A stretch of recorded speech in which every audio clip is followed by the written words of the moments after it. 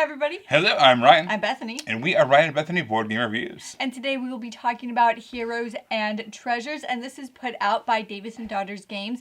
Don't forget to hit that subscribe button so you can see our videos as they come out.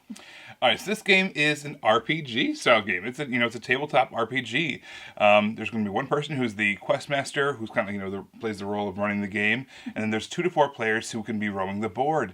You get to tell the story however you want. You can have your character on the board do anything you want them to do. Let me give you a really quick overview of what kind of looks like laid out on the table, and then we'll come back to our thoughts. Alright, here's a potential setup for Heroes and Treasures. So basically we have all our little standees representing our different characters.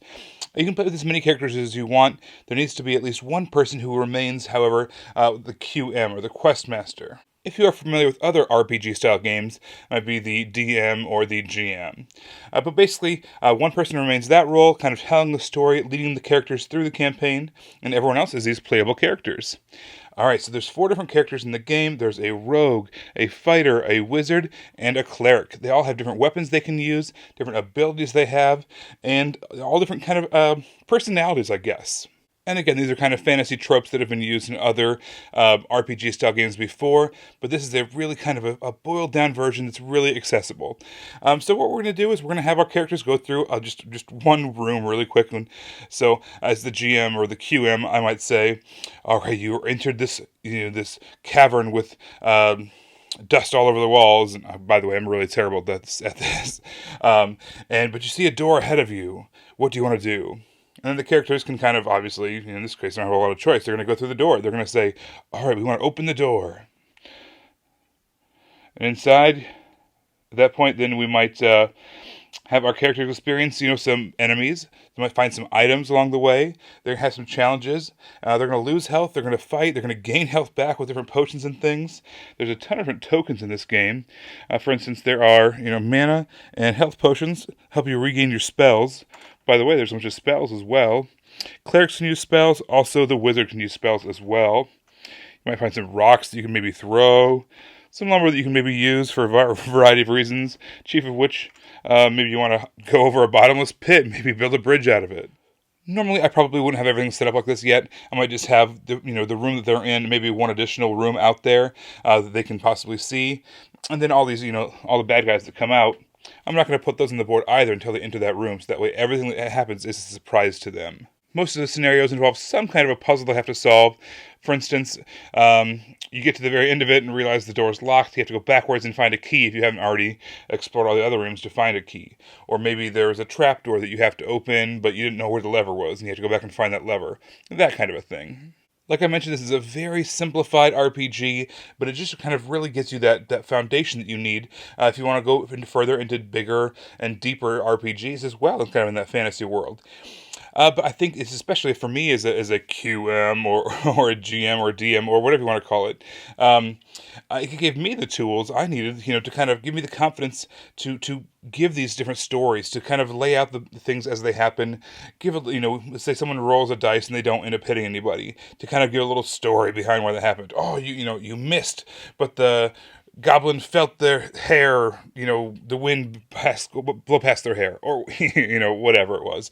If they roll a double hit, then you might say, oh, you triumphantly slam your daggers into that giant rat, or, I don't know. The point is, you really want to get into the story of this game. That's where the real strength of it comes from. And you also want your players to also get into that story mode as well. They're going to get really creative. We found our daughter doing a lot of things like, I try to hop over this, or I try to climb that, or I try to use my daggers to dig this. And it's obviously, a lot of that's not in the game, but it was really, really, really fun to see her attempt to do those kinds of things.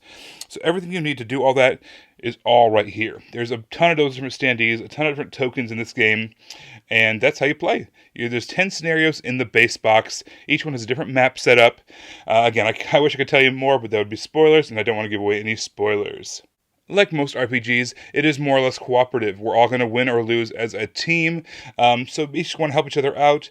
But also, when you complete a mission, you get to advance to the next one. If you lose the mission, as the QM, it's your kind of prerogative to find a way to make them win it anyways, or else have them replay it, maybe learn some things along the way.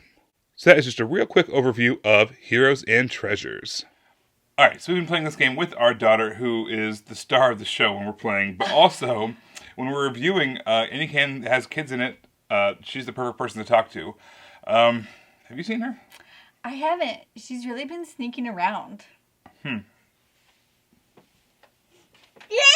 Ah! Well, here she is.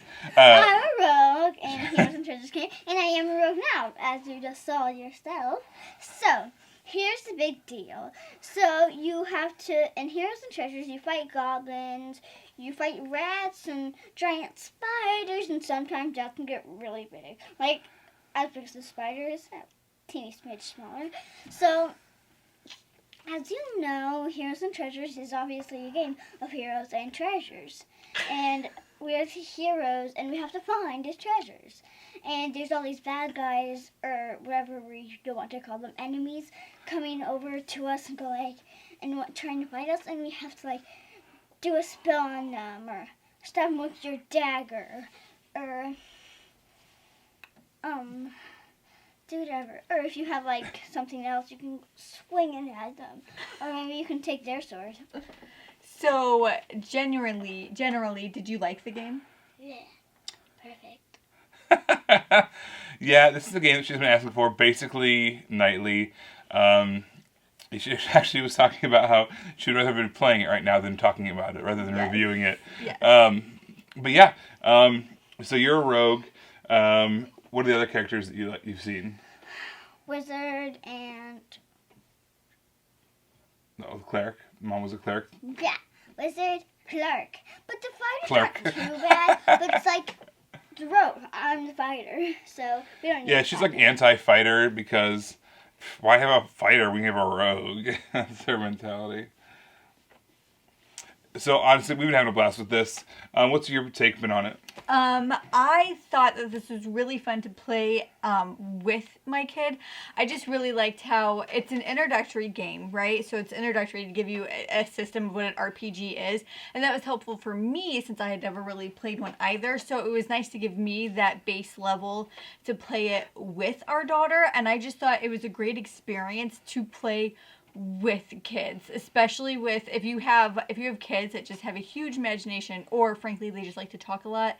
I think that they would really dig this, really dig this. Just this idea of exploring. And when you play games when you're kids and you're hunting and you're doing all of these things, this is a great thing where you can actually do that. And it's really fun as a parent to see your child's brain just explode with exploration.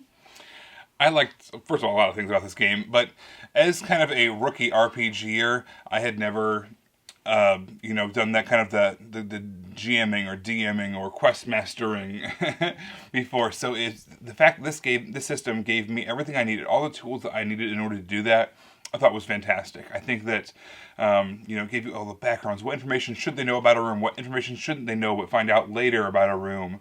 What's the general vibe of the story? All that stuff was kind of laid out for you, but also kind of led you to do the best you could, which I thought was fantastic. It really, I think it made our sessions a lot more fun.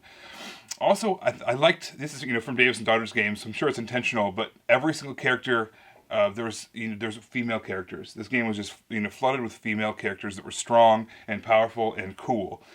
And so many of this style of game, let's say that fantasy world, that fantasy tropes, have been ignoring that for a very long time. So the fact that our daughter got to play as a strong female character was amazing.